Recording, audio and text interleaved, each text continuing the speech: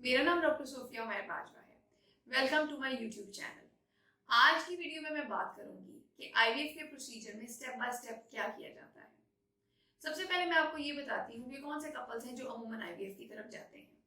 इसमें वो कपल्स शामिल होते हैं जिसमें फीमेल की एज 35 से ज्यादा हो, हस्बैंड के स्पर्म पैरामीटर में एबनॉर्मैलिटीज हो, फीमेल्स की ट्यूब्स ब्लॉक्ड हो, कुछ अरसा शादी को गुजर जाए और प्रेगनेंसी ना हो रही हो, या वो कपल्स जिन्होंने डिफरेंट मेडिकेशंस और इंजेक्शंस के जरिए कोशिश की है और उनको प्रेगनेंसी ना हो रही हो।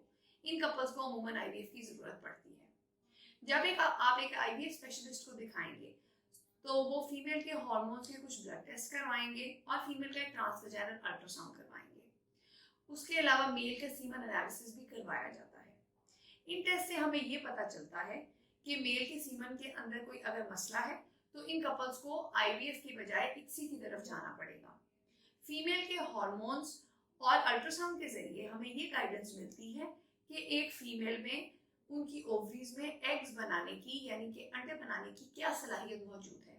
उससे एक आईवीएफ स्पेशलिस्ट को ये पता चलता है कि एक फीमेल को उसकी एज, वेट और ओवेरियन रिजर्व जो कि अल्ट्रासाउंड और हार्मोन से पता चलेगा, उस हिसाब से एक फीमेल को कितने इंजेक्शन लगवाने चाहिए, कौन से टाइप के इंजेक्शन लगवाने चाहिए और कितने दिन तक लगवाने चाहिए।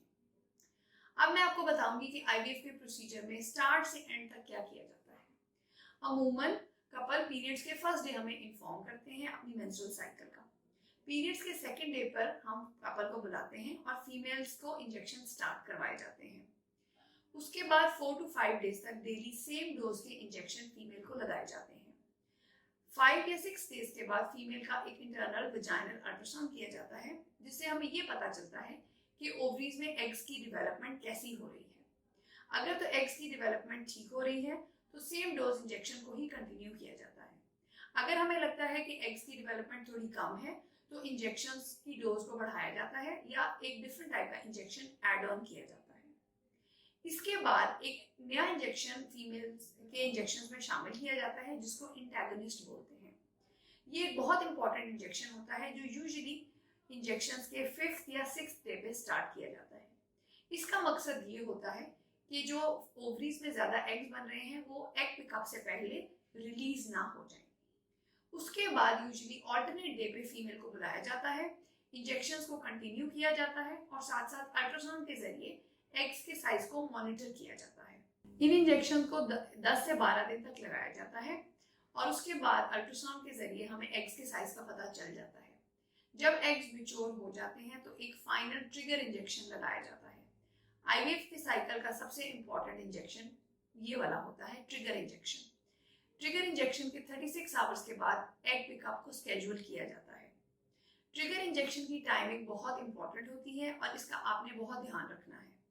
जब आप ट्रिगर इंजेक्शन के लिए आएंगे उससे पहले आपके कुछ ब्लड टेस्ट लिए जाएंगे और उसके बाद आपको ट्रिगर का इंजेक्शन लगाया जाएगा। उसके बाद उसके 36 आवर्स के बाद आपको एग पिकअप के लिए बुलाया जाएगा। जिस तरह मैं आपको एग्जांपल देती हूँ, अगर शाम को 6 बजे एग पिकअप का टाइम है तो उससे एक दिन पहले सुबह 6 बजे आपको ट्रिगर का इंजेक्शन दिया जाएगा। जब आपको सुबह 6 बजे ट्रिगर का इंजेक्शन मिलेगा उसके अगले दिन शाम 6 बजे आपके 36 घंटे पूरे होंगे। उस 36 घंटे से 2 घंटे पहले आप हॉस्पिटल आएंगे, यानी कि अगर 6 बजे आपका एग पिकअप है तो 4 बजे तक आपका हॉस्पिटल पहुंच जाना जरूरी है। जिस दिन आपका एग पिकअप है उस दिन अर्ली मॉर्निंग में आप ब्रेकफास्ट करेंगे और उसके बाद आप खाना पीना बंद कर देंगे। इसकी वजह ये होती है कि एग पिकअप के वक्त आपको एक बेहोशी दी जाती है जिसके जरिए एग्स को बॉडी से रिट्रीव कर लिया जाता है, निकाल लिया जाता है, ताकि फीमेल को एग पिकअप के दौरान पेन ना हो। एग पिकअप के दौरान ट्रांसवेजाइनल अल्ट्रासाउंड गाइडेड एग्स की एस्पिरेशन कर ली जाती है और एग्स को फीमेल की बॉडी से निकाल लिया जाता है। उसी दिन हस्बैंड से स्पर्म का सैंपल ले लिया जाता है। उन स्पर्म्स को एग्स के साथ एक आईवीएफ लैब में मिलाया जाता है। एग्स को स्पर्म्स के साथ मिलाने के 2 तरीके होते हैं, एक आईवीएफ और दूसरा इक्सी। आईवीएफ का मतलब ये होता है कि हस्बैंड के स्पर्म्स को एग्स के साथ आईवीएफ लैब में मिला दिया जाए ताकि उनमें से एक हेल्दी स्पर्म खुद से एग के अंदर एंटर होकर उसको फर्टिलाइज करे।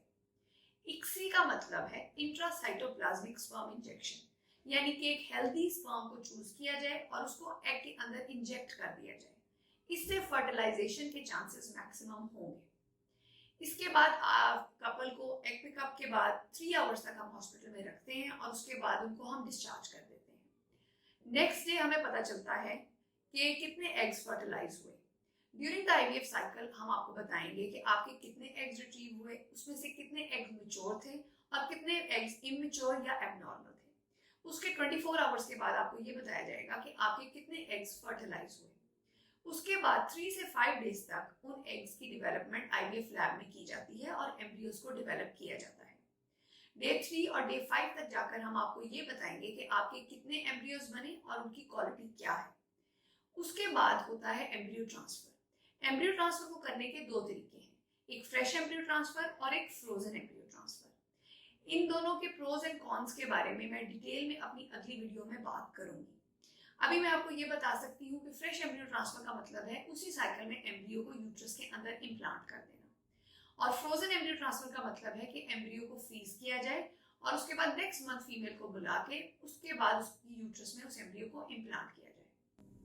एम्ब्रियो ट्रांसफर करवाने के 15 डेज के बाद प्रेगनेंसी का टेस्ट करवाया जाता है, जिससे पता चलता है कि प्रेगनेंसी हुई या नहीं। ये कंप्लीट आईवीएफ का प्रोसेस है, शुरू से लेकर एंड तक।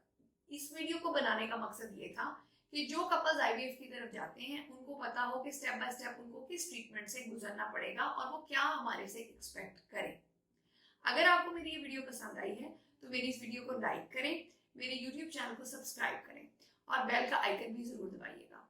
अगर आप चाहते हैं कि मैं किसी स्पेसिफिक टॉपिक पे वीडियो बनाऊं तो वो भी आप कमेंट्स में लिख सकते हैं। Thank you.